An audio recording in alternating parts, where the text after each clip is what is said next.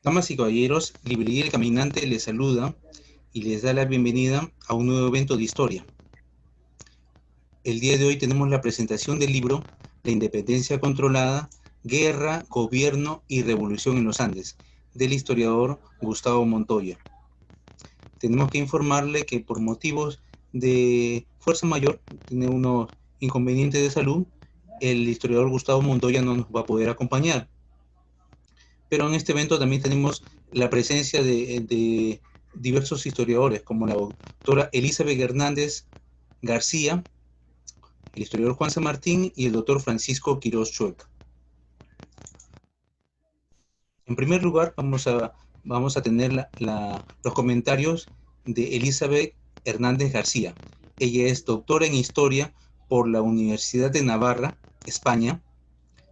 Sus investigaciones inciden en la nueva historia de los procesos de independencia en el Perú, la historia regional frente a una historia de visión capitalina y los procesos de construcción de las repúblicas y del Estado. Y es miembro asociado al Instituto Ribagüero, miembro de número de la Academia Peruana de la Historia Eclesiástica y miembro de la Asociación Peruana de Historia Económica. Forma parte de la Secretaría Ejecutiva de los Coloquios hacia el Bicentenario de la Independencia del Perú del Instituto Ribagüero. Actualmente es docente e investigadora en la Universidad de Piura, Campus Lima. Es autora de importantes publicaciones, entre las que destacan José de la Riva Agüero y Sánchez Boquete, primer presidente del Perú, publicado en el 2019 por el Fondo Editorial del Comercio de la República, coeditora de la Historia Económica del Norte Peruano, Señoríos, Haciendas y Minas en el Espacio Regional, publicado en el 2017 por el Instituto de Estudios Peruanos. La élite peruana y la independencia del Perú, la lucha por la continuidad en la naciente república, publicado en el 2008 por el Instituto Ribagüero, entre otras publicaciones. Asimismo ha colaborado para revistas científicas y obras colectivas dentro y fuera del Perú. Con ustedes, la doctora Elizabeth Hernández García. Adelante, doctora. Buenas tardes a todos.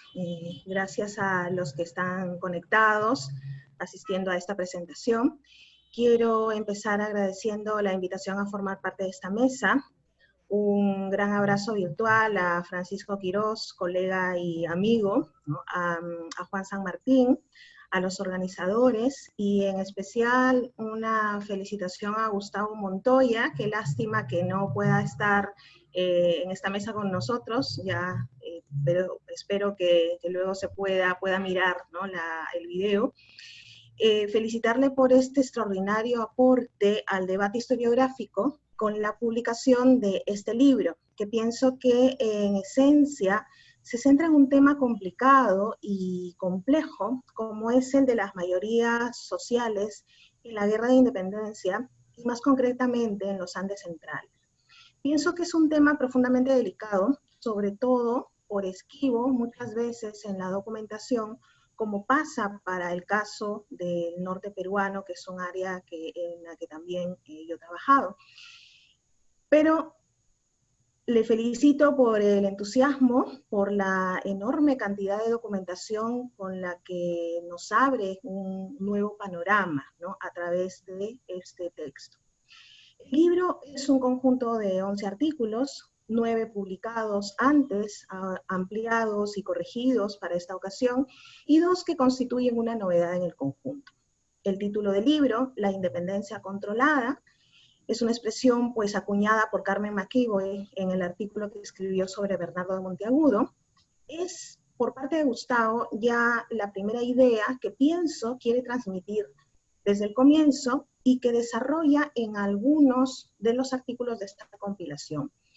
Al respecto, nos dice Gustavo, hubo un proyecto de independencia controlada por parte de las nuevas autoridades patriotas.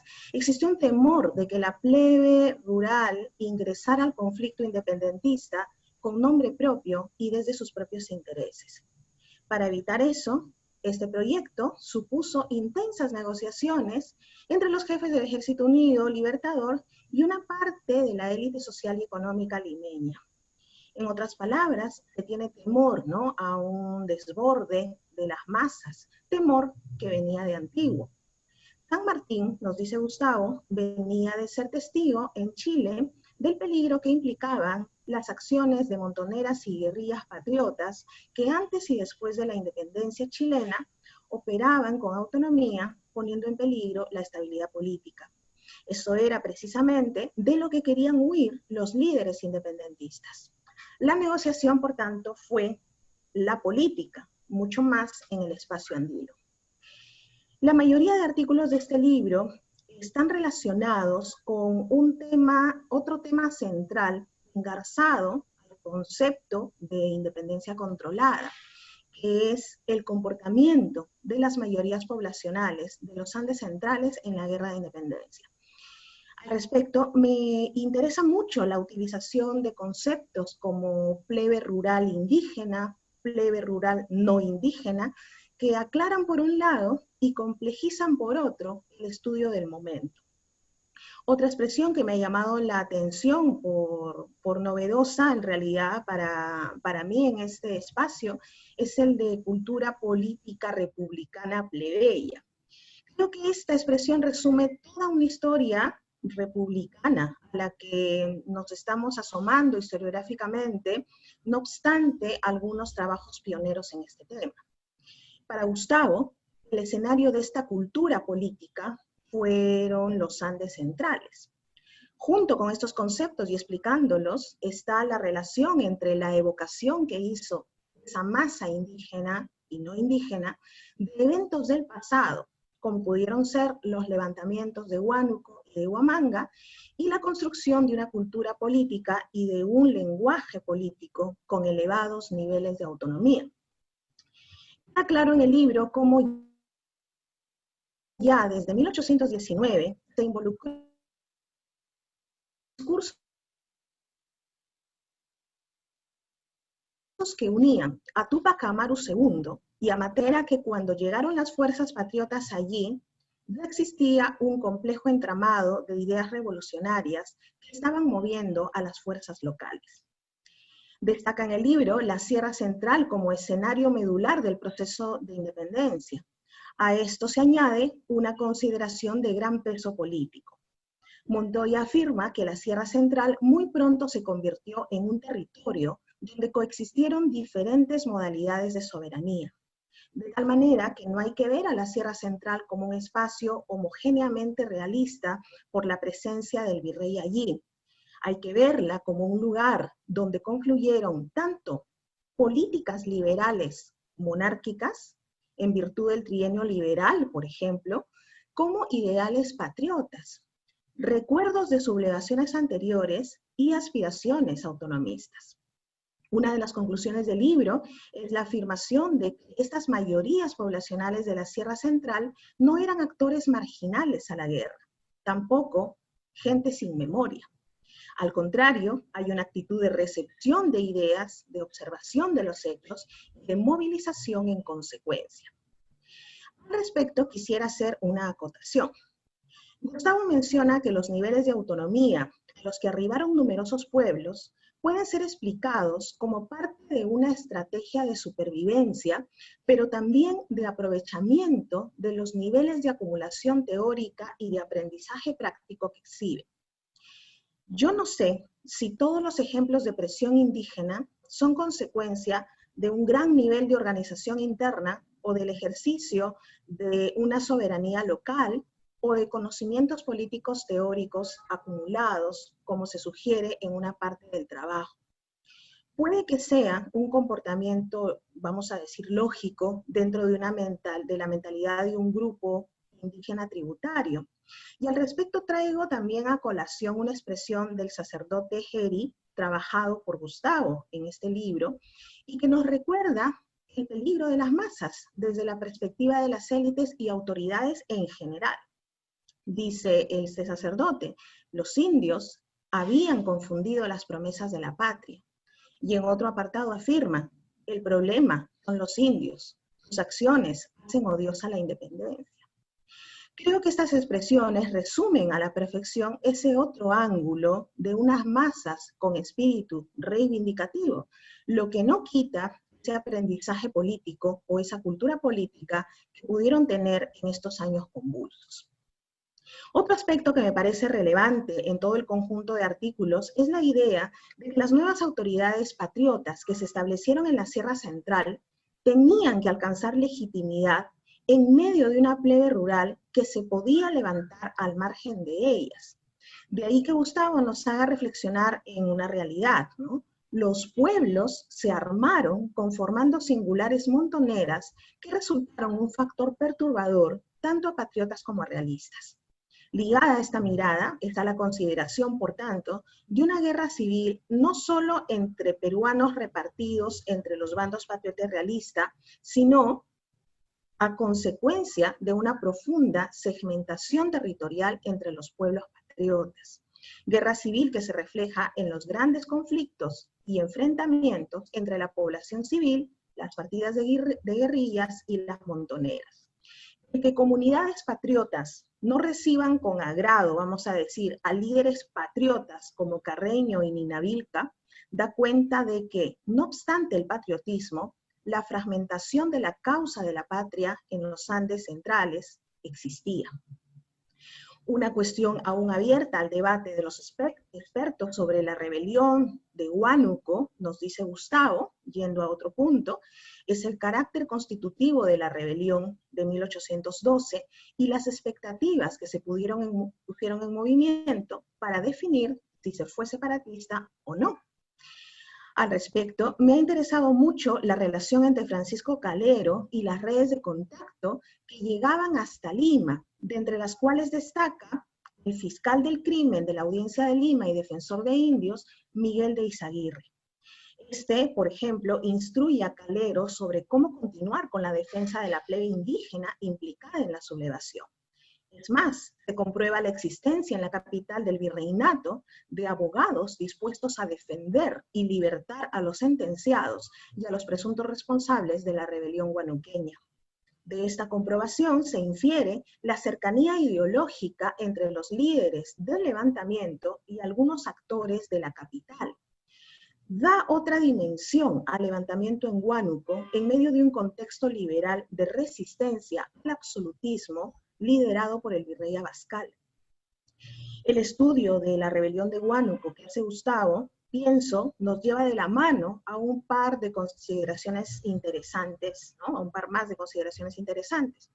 Por un lado, la gran mayoría de actores políticos, sociales y militares del lugar que se involucraron en la guerra a partir de 1820 ya habían tenido experiencia práctica durante los sucesos de 1812, como protagonistas, como víctimas o como espectadores.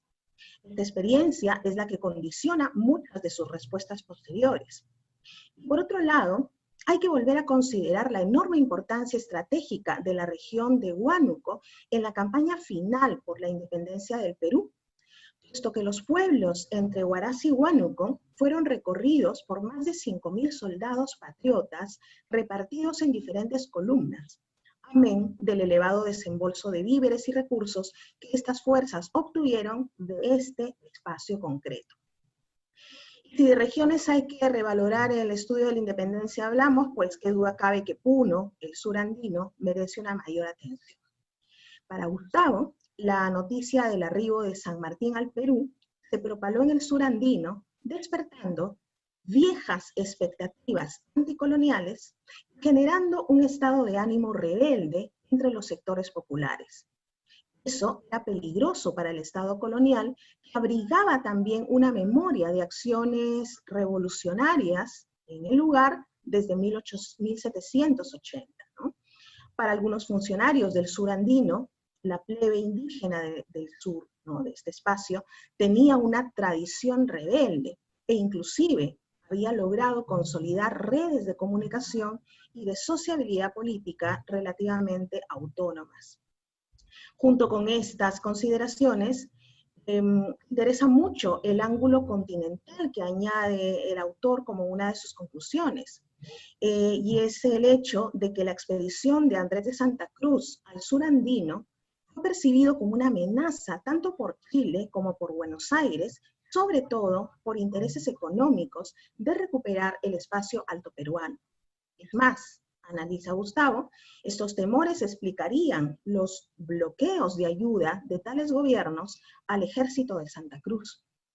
Me parece que en esta parte del libro se resume bien la dimensión local, nacional y continental de este espacio, análisis que puede servir de modelo al estudio de otras realidades geográficas. Son fundamentales para Gustavo, y lo demuestra, los liderazgos locales y sus redes de contactos. Creo que es una de las grandes riquezas del libro. Entre muchos otros asuntos, es pertinente mencionar aquí a José de la Riva Agüero y Sánchez Boquete, pues representa el mejor ejemplo de ese liderazgo en diferentes estratos socioeconómicos dentro y fuera de Lima, así como sus conexiones con los líderes locales de la Sierra Central. Creo que con este aporte, Gustavo nos hace mirar de una manera diferente a Riva Agüero. Es decir, se trataría de un personaje político nacional realmente, pues tuvo un gran soporte en las mayorías poblacionales del interior del país. Respecto a Riva Agüero y la tesis de una independencia peruana hecha por peruanos, coincido con Gustavo, él lo sabe. Es una de las afirmaciones que demuestro yo también en la biografía que publiqué el año pasado sobre este personaje. Gustavo aquí menciona acciones importantes de Riva Agüero, como la idea de poner en pie una fuerza armada conformada básicamente por jefes peruanos, que fue la que despertó el entusiasmo de muchas fuerzas locales. Me alegra coincidir con Gustavo en la idea de que esto no fue solo una idea de Riva Agüero, sino que había un sector de la opinión pública que afirmaba, ¿no?, cosas respecto a la titularidad peruana de la independencia. El propósito de Riva Agüero, sigue diciendo Gustavo, no podía ser tolerado ni por el gobierno realista, ni por Bolívar, ni por los seguidores peruanos de Bolívar. Hay además un intento de análisis del liderazgo de Riva Agüero entre dos proyectos de gobernabilidad continentales representados por San Martín y Bolívar. Análisis que me hubiese gustado sea un poco más claro en el conjunto del artículo sobre Riva Agüero. Si tuviera que poner alguna pega, ¿no?, al conjunto del libro, diría que el segundo párrafo de la página 146 es algo subjetivo respecto a la participación de los sectores populares. En este párrafo se les ha romantizado, y ello contradice toda la complejidad que sobre el tema se ha trabajado en el resto del libro. Una cuestión formal o otra cuestión formal es que los últimos 5 artículos, a partir del titulado Cavilaciones sobre las independencias, me parece que tienen mucha información que merecería mayor explicación de parte del autor.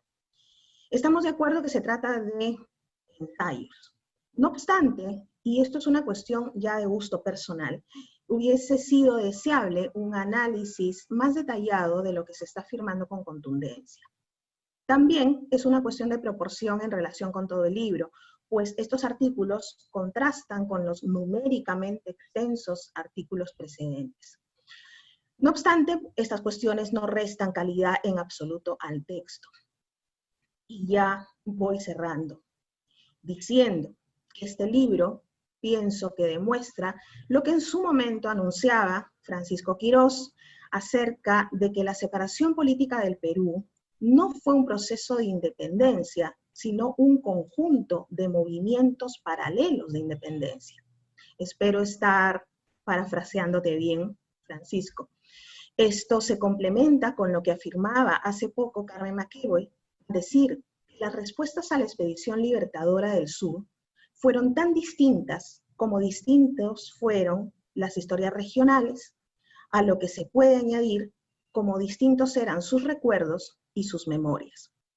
Gustavo Montoya nos ha abierto una ventana hacia la Sierra Central y Sur, yendo más allá de las acciones militares, procurando ver lo que hubo detrás del comportamiento variopinto, diverso, de negociaciones y confrontaciones bélicas de esa mayoría poblacional andina que fue el soporte de los bandos realistas y patriotas en las conflictivas y complejas guerras de independencia del Perú y también de Hispanoamérica.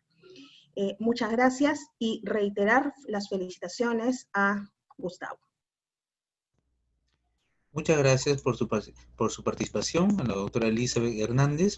A continuación, tendremos los comentarios del historiador Juan San Martín Vázquez. Él es licenciado en Historia por la Universidad Federico Villarreal, miembro del Instituto San Martiniano del Perú y del Centro de Estudios Históricos Militares del Perú, así como también miembro del Comité Peruano de Ciencias Históricas, adscrito al Comité Internacional de Ciencias Históricas, director de la revista de Historia Tiempos. Adelante, Juan San Martín. Muchas gracias. Bueno, yo quisiera concretar mi participación en 3 puntos sobre la obra de Gustavo Montoya, que es un muy buen texto que aporta mucho para el debate sobre el proceso de independencia de Perú, un proceso muy complejo. Y el primer punto sería entonces el uso del término plebe rural y lo que implica ello, ¿no? En el primer artículo, justamente, cuando Gustavo Montoya habla de plebe rural, él dice que se trata, pues, de un conjunto heterogéneo de sujetos del estrato más bajo, pobre y miserable de la sociedad rural en los Andes centrales, ¿no? Entonces, estamos hablando aquí de personas que viven con las justas. La mayoría de ellos son campesinos pobres, no propietarios, algunos mestizos, plebeyos, dependientes de un patrón también entran en este grupo, y obviamente los jornaleros, quienes dependen de un trabajo que los hace, pues, como digo, depender de alguien mayor, ¿no? De un gran señor. Entonces, creo que es acertado el término, por cuanto plebe es un concepto que nos refiere a la población común. En este caso, para ser más exacto, a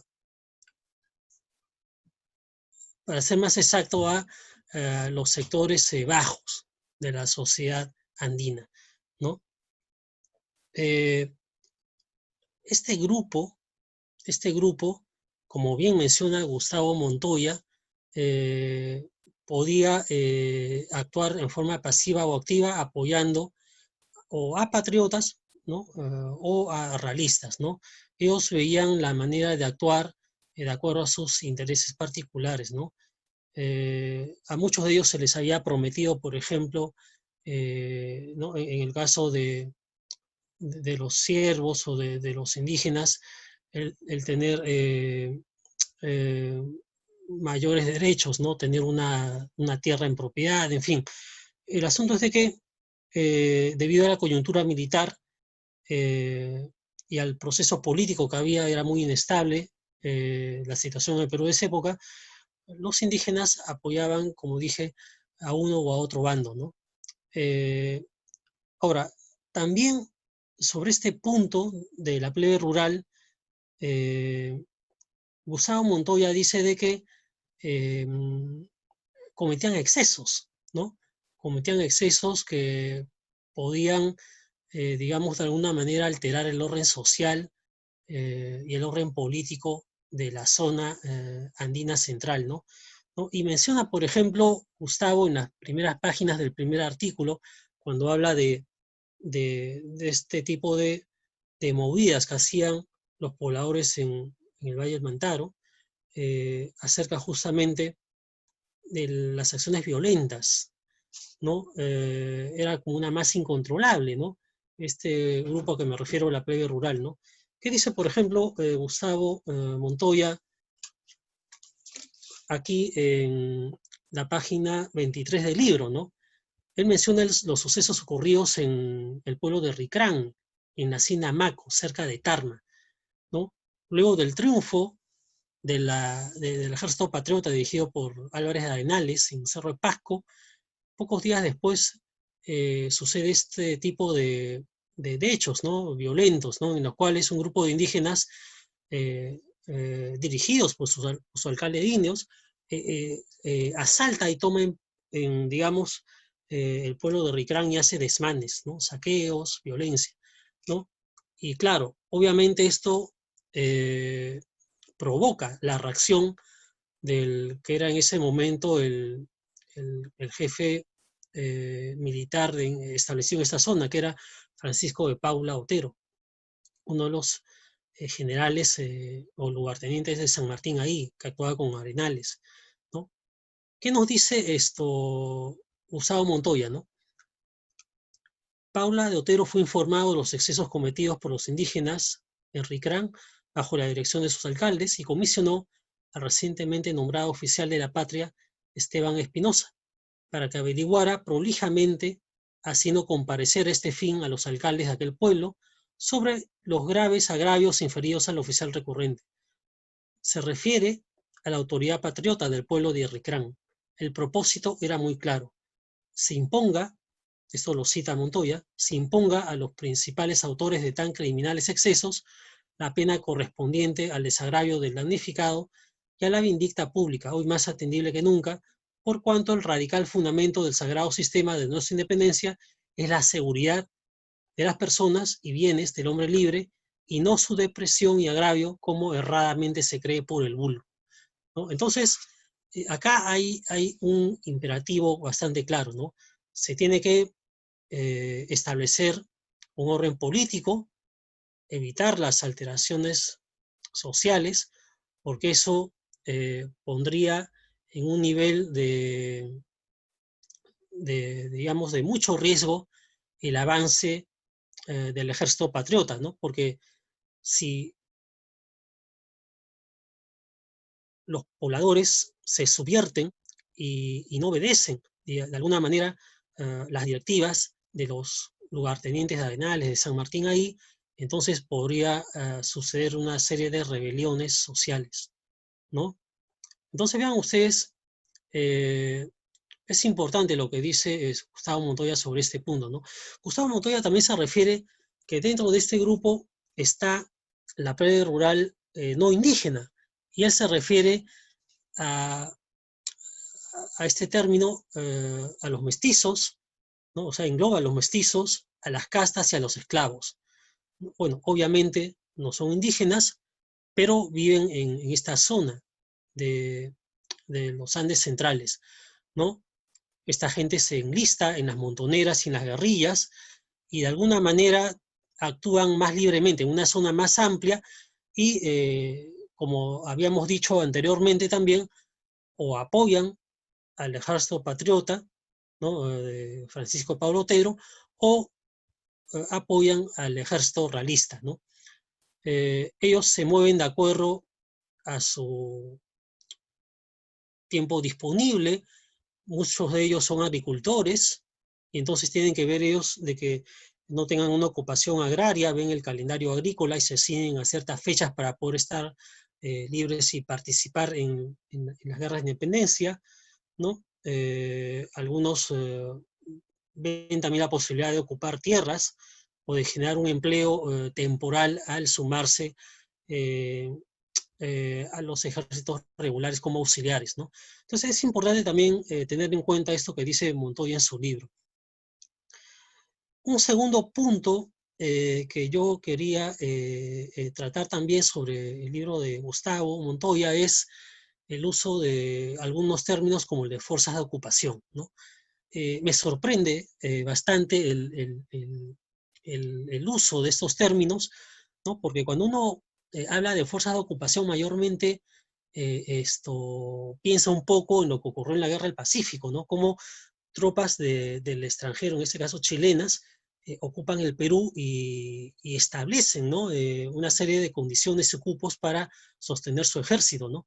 Pero aquí Gustavo Montoya usa el término fuerza de ocupación para referirse a el ejército patriota de Arenales que ocupa Tarma y algunos poblados de la zona central andina en su lucha contra los españoles, y establece cupos, cobra cupos a los comerciantes de la zona, Tarma, Jauja, Huancayo, ¿no? Y con eso logra sostener a su ejército. Un ejército compuesto por argentinos, chilenos y peruanos, ¿no? No es muy preciso Gustavo Montoya al afirmar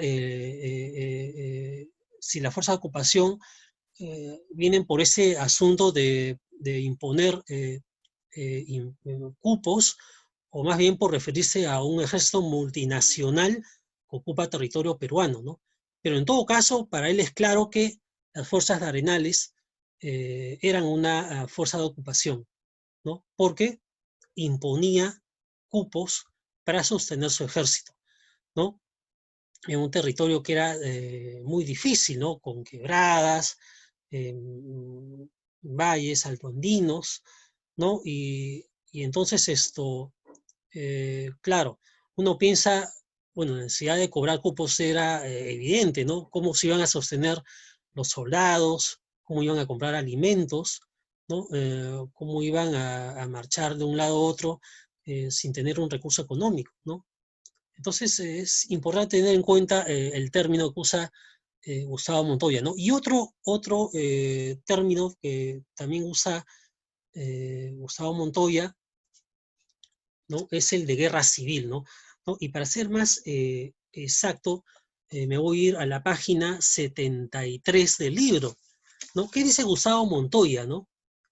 Volver a preguntarse, ¿fue una guerra civil la que enfrentó a soldados realistas provenientes del sur andino y que tenían tras de sí poco más de una década sirviendo las banderas del rey, con oficiales como Santa Cruz y Gamarra, por ejemplo, enfrentados con guerrilleros propietarios de la Sierra Central como Ninavilca, Otero, Guzmán y Aliaga, y a la plebe indígena y los diferentes grupos sociales que participaron de la guerra bajo diferentes estrategias, ¿no? Y entonces él reflexiona un poco y dice, en realidad es poco lo que se ha adelantado sobre este espinoso momento, quizá porque los reflectores de la nueva historiografía política han privilegiado su atención a lo acontecido en escenarios urbanos, como Lima, sus salones y tertulias, a edulcorar la guerra, ¿no? Entonces vean ustedes, ¿no? Él pone sobre el tapete el tema de la guerra civil, ¿no? O sea, del término guerra civil, ¿no? ¿No? Cuando hablamos de guerra civil, nosotros asociamos la idea de una guerra entre peruanos, porque la guerra de independencia se está dando aquí, en el Perú, ¿no? Y claro, es válido, por un lado, ver que el término es apropiado si tenemos en cuenta que tanto en las filas de Arenales como en las filas españolas de Canterag y Carratalá habían peruanos, ¿no? En uno y otro bando habían peruanos, y entonces había, si bien es cierto, ¿no? En un lado los patriotas querían independizar al Perú, ¿no? Y en el otro lado los realistas, ¿no? Guardaban fidelidad al rey, ¿no? Y obedecían a las órdenes del virrey La Serna, pues evidentemente era una lucha entre peruanos, ¿no? Porque en uno y otro bando habían peruanos luchando por una u otra causa, ¿no? Entonces, en ese aspecto se podría decir que hay una guerra civil, ¿no? Yendo a la cuestión de la nacionalidad de los soldados que combatían, ¿no? Más allá del origen étnico de aquellos soldados que participaban en el bando patriota y en el bando realista, ¿no? Así que yo creo que es importante tener en cuenta esta serie de temas controversiales que pone sobre el tapete Gustavo Montoya, ¿no? Y el último punto, el tercer punto al cual quiero referirme es a las estrategias de movilización y control de los sectores plebeyos usados por los libertadores, tanto San Martín como Bolívar, ¿no?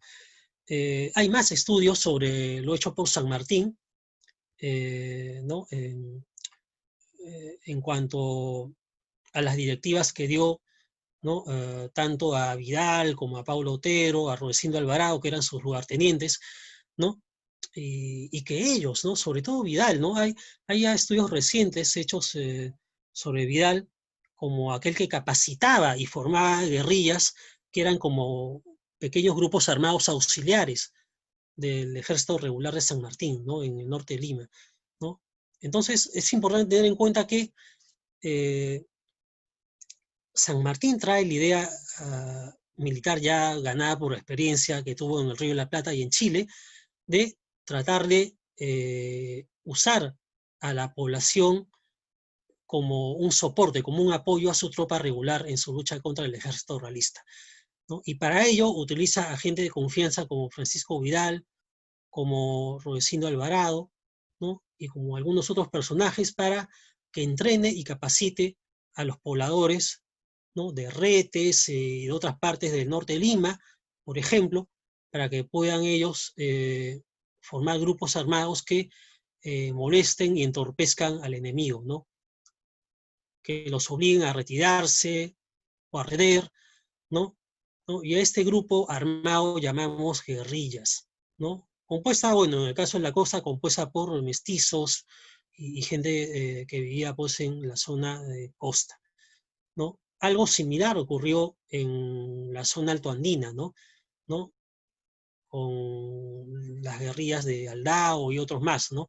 Pero es importante tener en cuenta las estrategias de movilización y control que digamos, San Martín llevó a cabo para sostener el avance de las tropas de Arenales en el centro del país. Sobre Bolívar no habla mucho Gustavo Montoya, pero sí es probable, como dice Gustavo, que Bolívar pretendiera hacer las cosas de una manera más autoritaria, ¿no? Bolívar, una vez que vence a los españoles en Junín y Ayacucho el año 1824, establece una dictadura en el país. Una dictadura breve, ¿no? Que dura apenas 2 años.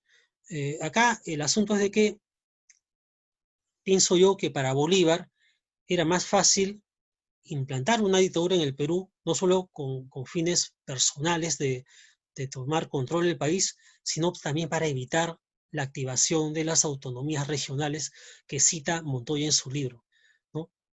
Habían ya en el Perú algunos movimientos regionales que podían perturbar el orden social y político en el país. Ya Cecilia Méndez ha hablado de ello con el caso de los iquichanos en Huanta, ¿no?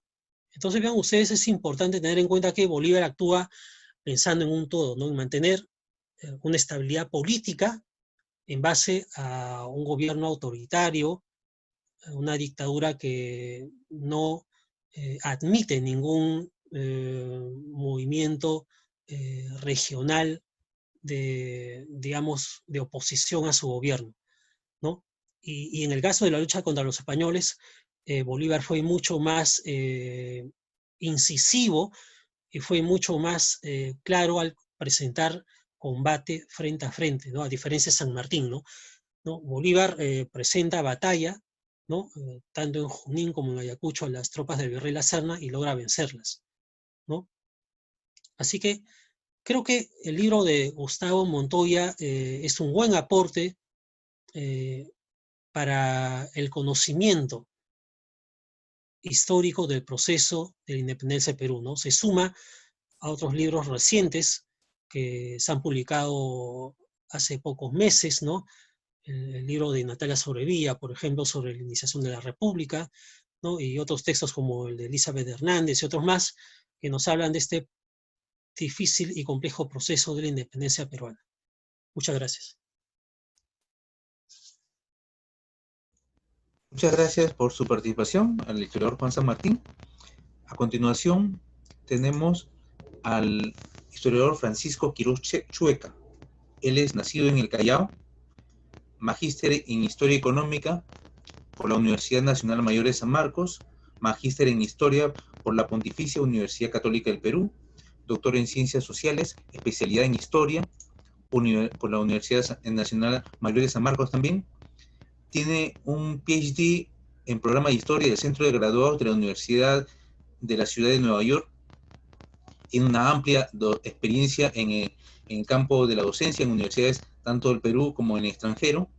Es miembro de la Asociación Peruana de Historia Económica, miembro ordinario del Instituto Ribagüero de la Pontificia Universidad Católica del Perú, miembro del Instituto de Investigaciones Históricos Sociales de la Universidad Nacional Mayor de San Marcos, miembro del Instituto de Históricos Aeroespaciales del Perú, miembro ordinario del Centro de Investigaciones Históricas del Callao, miembro ordinario de Historia a Debate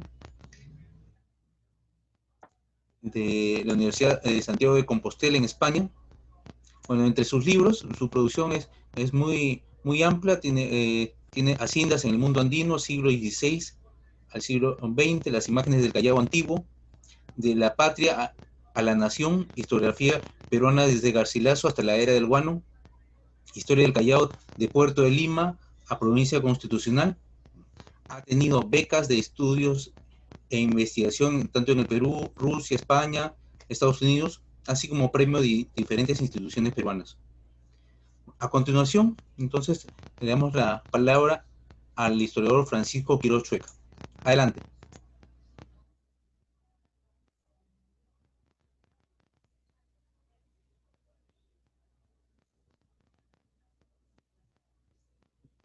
Sí, su micro, tu... Y eso. Ahora Muchas sí. gracias. Ahora sí. Quiero agradecer a la Librería El Caminante por la organización de este encuentro en torno al trabajo de Gustavo Montoya. Y además por haber reunido junto conmigo a Elizabeth y a Juan. Realmente interesante por los enfoques que se presentan. Dos buenos lectores de libros, Elizabeth y Juan, han dado cuenta de algunos de los elementos que Gustavo ha puesto en este texto. Yo soy más bien un pésimo lector de libros en ese sentido, ¿ya? O sea, no me gusta leer el libro, salvo que sea una tesis que me den para leer, no para evaluar, etcétera, etcétera, o un libro, un artículo para evaluarlo, etcétera. Entonces sí, me parece importante tener en cuenta las aportaciones y digamos los aciertos y hasta los errores para ver si se corrigen, ¿no? A tiempo. En el caso de Gustavo, y por ese lado yo lamento que no haya podido estar aquí Gustavo, que es en realidad el protagonista de esta reunión, ¿no? Estamos sus invitados, pero no está el anfitrión. Pero ya seguramente podrá ver en la grabación, si es que no puede asistir en estos momentos, aunque sea escuchando. Yo lamento mucho que haya tenido esto. Ojalá que no sea un problema grave y más bien pronto lo tengamos nuevamente. Como siempre, él muy activo, y prueba de ello es este texto. Este texto, en realidad me involucra a mí bastante, ¿ya? No porque yo lo haya escrito, no. Me involucra bastante porque con Gustavo hemos conversado un montón sobre esto. Este texto, por si acaso, es de Gustavo Montoya Rivas, no es mío, ni nada que se le parezca. Es más, yo tengo otra visión al respecto, no distinta, pero sí coincidimos en mucho. Y hemos coincidido bastante en muchos espacios académicos para conversar acerca de esto. Y una de las cosas que nos ha unido, entre otras cosas, la misma universidad, ¿no? Etcétera, pero entre otras cosas nos ha unido una necesidad de replantear la investigación de la independencia, no ahora por el Bicentenario, sino hace bastante tiempo, desde siempre que nos conocemos.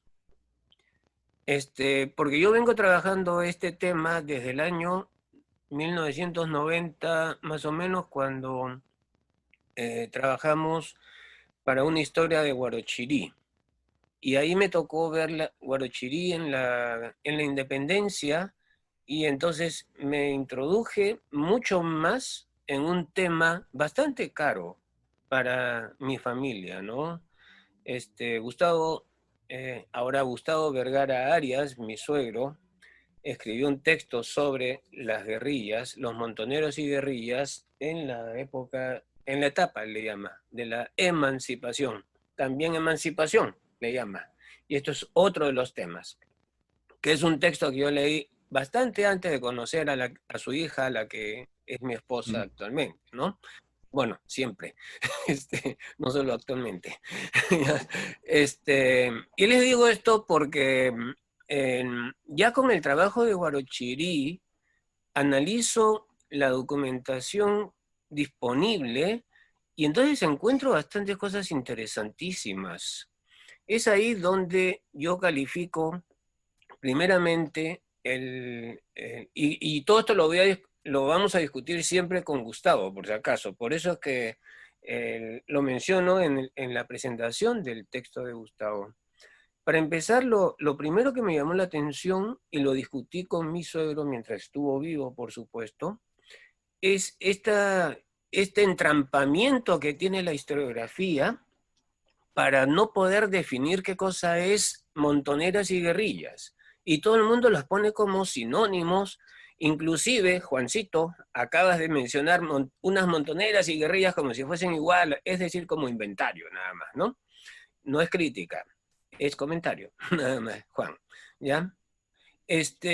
Pero también otras cosas, ¿no? Y ahí fue donde, analizando el asunto, a mí o sea, llego a la conclusión que va a ser muy, muy trascendental, ¿eh? Que montoneras es la forma tradicional, digamos, de manifestarse de la población campesina indígena, sobre todo. Pero más bien cuando llega San Martín, transforma las montoneras, las transforma en guerrillas. Es decir, ¿qué cosa? Aquellas organizaciones espontáneas, voluntarias, que son bastante populares, las va a modificar. Y aquí muchos de los que han sido mencionados, Otero sobre todo, pero desde más alto todavía Guido, el ministro de guerra, el brazo derecho de San Martín, ha de intervenir directamente en la transformación de estas montoneras en brigadas ahora organizadas de estos montoneros. Ahora ya no son montoneras espontáneas, populares, son más bien brigadas populares, pero ya no espontáneas, organizadas según una jerarquía, obedecientes a una jerarquía de mando donde los ex jefes de montoneras, aquí mencionados varios de ellos, van a terminar dentro de un escalafón de mando, pero todos subordinados a los generales, a los jefes militares sanmartinianos. Se les da, además, unas tareas subordinadas, secundarias y de apoyo, nada más, a las acciones del ejército sanmartiniano. Nada más. Y es más, en varios documentos se les advierte, no se muevan más allá de lo que se les dice. No hagan, cuando piden permiso, no se los dan para hacer. Y ven, y ellos fueron uno de los principales que les advierten el retorno de Canterac a Lima para meterse al Callao menos de un mes después un mes y medio después de la proclamación de la independencia. Ellos están desesperados. ¿Cómo no los atacan? ¿Por qué no vamos a atacarlos? Y precisamente esa es la idea principal. De ahí yo saco ese término de más bien se trata de un proceso que las élites buscan controlar. Y este es el mejor de los ejemplos del control que buscan establecer. Y todo esto lo hemos discutido con Gustavo, de una independencia controlada. Gustavo se ha adelantado en la publicación del texto, que me parece extraordinario, muy bien. De todas maneras, yo discrepo algunas cosas con él, pero este texto es realmente muy bueno. Tiene un sustento extraordinario en el manejo de información. Y es algo que Elizabeth precisamente estaba remarcando, ¿no? De repente, demasiada información y tiene algunas dificultades para establecer, digamos, patrones dentro de esta información. Y por eso también Elizabeth le exige más reflexión más explicación acerca de qué cosa significa toda esa información que es muy valiosa, es recontra valiosa. Yo creo que Gustavo es el gran historiador, por lo menos de la independencia en el centro. Es un trabajo que tiene que significar un desarrollo mucho mayor de lo que se tiene en el centro. Y el centro es especial. El centro y el norte es especial. Porque a partir de lo que estábamos diciendo, una de las cosas que también me llama mucho la atención es cuando dicen que por qué guerrillas en el centro y no hay en el sur, no hay en el norte. A mí me parece que no es por la explicación habitual que falta documentación, que no se ha conservado. Más bien me parece que el tiempo en la independencia es bastante importante. No quiero extenderme mucho, pero lo que sí quiero decir es que, y digamos para hincar, ¿no? Hincar un poquito. En 1820, cuando llega San Martín por aquí, la independencia no estaba más cerca de realizarse que 20 años antes, cuando todavía Napoleón no había entrado a España, a la península ibérica. La independencia del Perú no estaba más cerca de realizarse, quiere decir, no había ninguna certeza en 1820 de que la independencia se iba a dar, a pesar de que el Perú ya estaba rodeado desde tiempo atrás por zonas sudamericanas que ya estaban separadas o que estaban haciéndolo. 1820 no significa mucho. Y por eso es que, en realidad, días atrás, cuando se ha celebrado los 200 años de la llegada de San Martín a Paracas, en realidad no han dicho nada extraordinario, nada más han dicho el primer día de la independencia. Bueno, caramba, realmente me llama la atención, me llama mucho la atención que estemos retrocediendo. Hace 50 años, la historiografía conservadora del Perú sufrió un golpe muy fuerte cuando le dijeron que en realidad de qué independencia estás hablando, si el Perú no quiso independizarse. A partir de ahí, la historiografía se ha desarrollado muchísimo y para bien. Se ha tratado de refutar esa idea de la independencia concedida y hemos estado mirando muchísimos ángulos, muchísimas cosas. Yo creo que interesantísimo lo que se ha hecho para peruanizar la independencia, ¿no? Y textos que han salido tratan de encontrar, entre ellos por supuesto el texto de Elizabeth, ¿no? Tratan de encontrar esa peruanidad dentro de la independencia que muchos consideran que fue solamente por la llegada de tropas extranjeras. No tanto, no tanto. Aquí hay una buena confusión que creo que es la historiografía va a tener que desarrollar. 1820 no había nada certero. Sobre todo no estaba más cerca el país de la separación que antes de Napoleón. Es más, yo diría, estaba peor todavía. Peor todavía. Porque a mí me parece, bueno, siguiendo en eso a Basadre, ¿no? Se produce en el peor de los lugares y en el peor de los momentos. Peor de los lugares, es decir, no en la sierra donde se trata de, bueno, se tienen las grandes fuerzas. Y esa es la grandeza de Bolívar, ¿no? Que Bolívar no se quedó en la costa, sino más bien trató de ir a buscar al enemigo donde estuviese y lo encontró y lo derrotó. Pero en el peor de los tiempos también, porque el Perú había sufrido 2 revoluciones, bueno, dos movimientos muy grandes.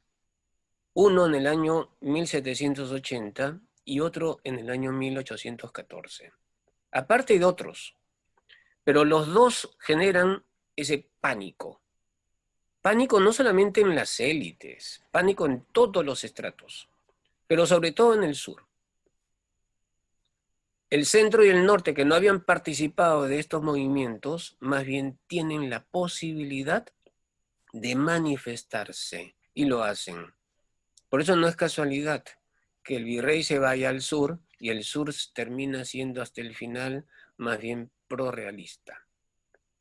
El centro se manifiesta abiertamente, pero en algunos lugares, no en todos sitios. Y el norte sí. El norte tiene más capacidad para manifestarse porque no ha sufrido antes este tipo de shocks, digamos, de rebeliones. Y por eso termina siendo una guerra civil, no tanto por lo que, digamos, solamente sean peruanos contra peruanos, sino es una guerra civil porque hay intereses que se están jugando más allá de separarse de España o no. Y esto es lo tercero que me llama la atención precisamente para ver qué pasa. Y por eso yo la considero, y esto fue una ponencia y un texto del año 2009, es una independencia más bien impuesta, no concedida, sino se le impone al Perú, con la llegada de las tropas extranjeras, se le impone al Perú tomar la decisión. ¿Te separas o no? Se le impone al Perú la toma de decisiones, no solamente a las élites, sino a todos. ¿Y cómo va a responder a esta interrogante, a esta pregunta, a esta cuestión? Ahí va a responder precisamente con, ya que nos obligan a separarnos, lo haremos a nuestra manera. No a la manera de San Martín, ni siquiera de Bolívar, sino a nuestra manera. Y en ese sentido, las élites, Ribagüero es uno de ellos, creo que tiene bastante que decir todavía la historiografía acerca de esto. Porque precisamente estamos hablando, claro, nos ha llamado bastante la atención eso de que gente que se pasaba de un lado para el otro. Pero al final de cuentas es eso. Nos imponen la independencia, pero nosotros asumimos la conducción de ese movimiento. Ahí es donde hay unas peleas tremendas. Ahí es donde, por ejemplo, Ribagüero, creo, tiene esa ambigüedad, que no es tanto ambigüedad, sino es más bien una posición que no quiere ceder, o sea, que quiere ser parte de la toma de decisiones. Y la toma de decisiones se va a preferir que sea peruana. Creo que ahí vienen precisamente muchos de estos temas que sí nos han roto la cabeza y habrá que estudiarlos. Habrá que estudiarlos para ver en qué medida estos peruanos, que precisamente y en buena hora estamos tratando de rescatar, actuaron. En qué medida estos peruanos tratan de imponer sus condiciones, y eso es una guerra civil. Y esa guerra civil trata de ser desde las élites, trata de controlar a las masas, trata de controlar a sectores populares, trata de controlar a provincias, a regiones, para que no se escapen tampoco. Se le escapó el Alto Perú, gracias a Bolívar.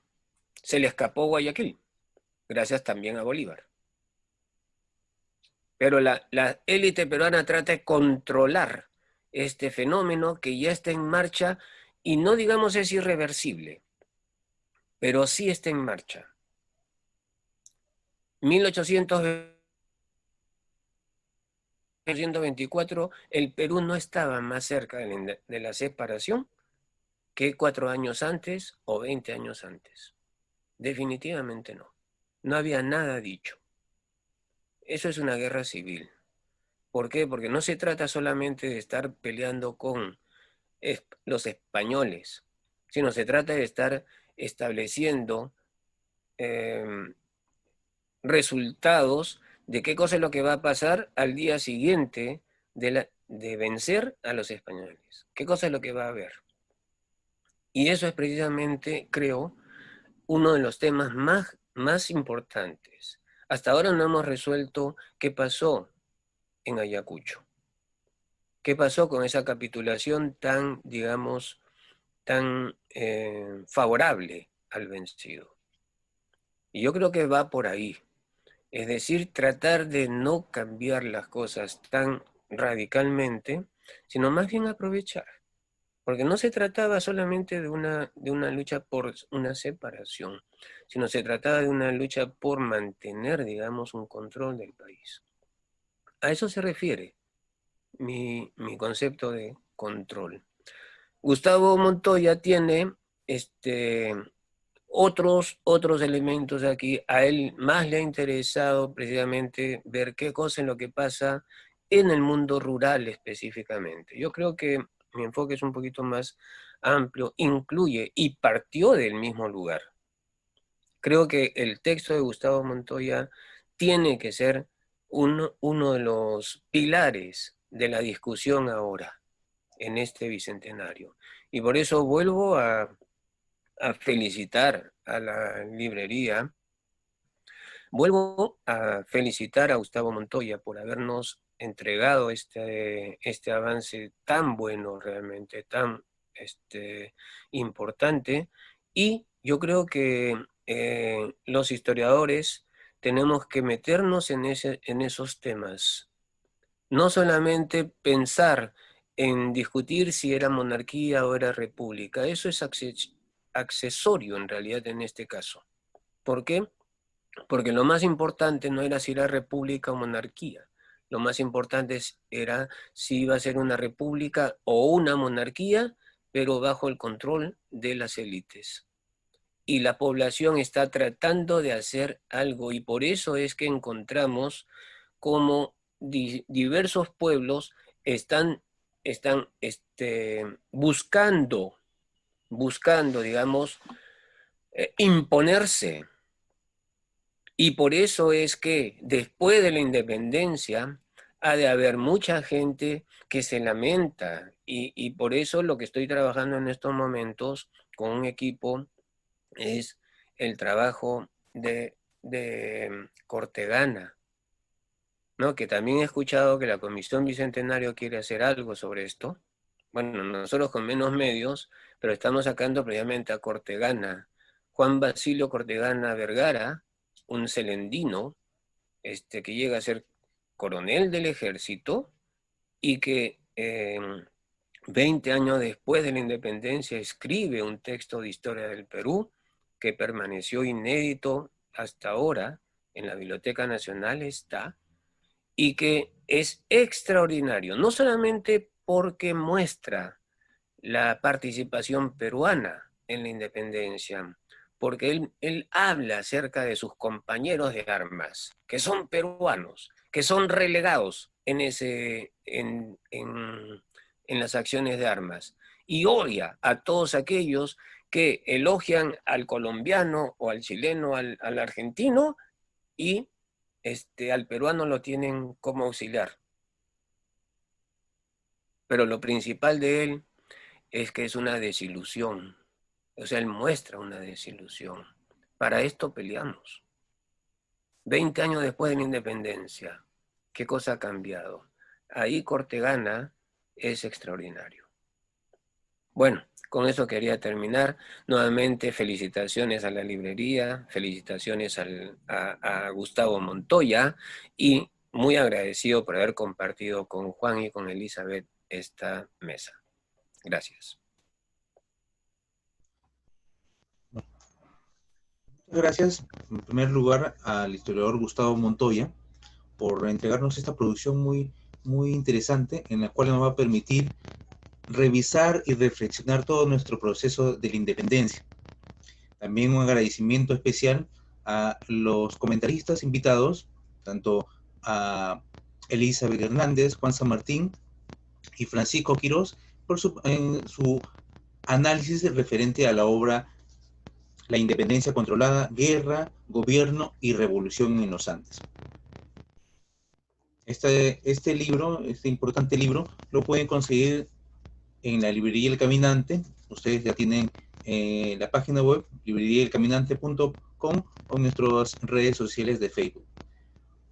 Muchas gracias. Entonces, esto será hasta una próxima oportunidad donde tendremos otras producciones peruanas de carácter histórico, literario. Así que muchas gracias. Nos estamos viendo próximamente. Gracias. Chao, entonces, que les vaya bien. Hasta luego, Chao, muchas Francisco. Chao, gracias. hasta luego. Chao, Chao, Elizabeth. Elizabeth. Chao, Juan. Chao, Uy, Paco. oye, Chao, Juan. perrito, parece que ya Chao. entendió que ya va a salir a pasear. Chao, chao, que les Chao, vaya chao, bien. nos vemos. Hasta Nos luego. vemos. Hasta luego. Gracias a todos. Gracias, Ever. Ya, hasta luego. Hasta luego. Chao, chao.